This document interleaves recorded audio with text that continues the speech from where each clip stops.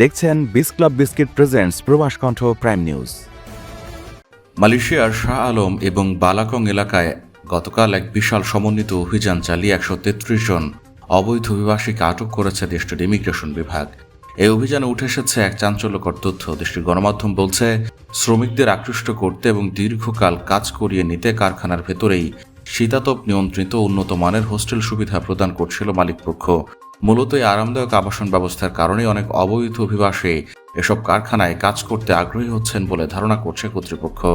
Bulletin টিভি3 প্রতিবেদক অভিযানের সময় উপস্থিত থেকে দেখেন, কারখানার ওপরের তলায় অবস্থিত হোস্টেলগুলোতে একটি রুমে 12 জন করে শ্রমিক থাকতেন। প্রতিটি কক্ষেই ছিল এসি এবং ফ্রিজের মতো আধুনিক সুবিধা। মালয়েশিয়ায় থাকেন, আন্তর্জাতিক কর্মপরিবেশে স্মার্ট ও সফল ক্যারিয়ার করতে প্রস্তুত, তবে আপনাকে খুঁজছে প্রাণ মালয়েশিয়া। সমগ্র মালয়েশিয়া জুড়ে বিভিন্ন পদে আপনি হতে পারেন আমাদের পরবর্তী টিম মেম্বার। আপডেটেড সিভি সহ হোয়াটসঅ্যাপ করুন এই নম্বরে। সকাল 11টায় যখন অভিযান শুরু হয়, আইনশৃঙ্খলা রক্ষাকারী বাহিনীর উপস্থিতি টের পেয়ে অনেক শ্রমিক পালিয়ে যাওয়ার চেষ্টা করেন। এমনকি কেউ কেউ ঘরের দরজা ভেতর থেকে বন্ধ করে দেন এবং গুরুত্বপূর্ণ কাগজপত্র লুকিয়ে রেখে তল্লাশি কাজে বাধার সৃষ্টি করেন।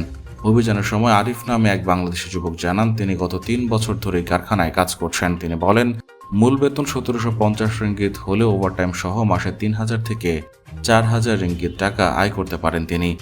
আরও জানান, বিমান করে বন্ধুদের সাথে তিনি মালয়েশিয়া এসেছিলেন এবং কারখানায় সম্পূর্ণ বিনামূল্যে আবাসন সুবিধা পাচ্ছিলেন।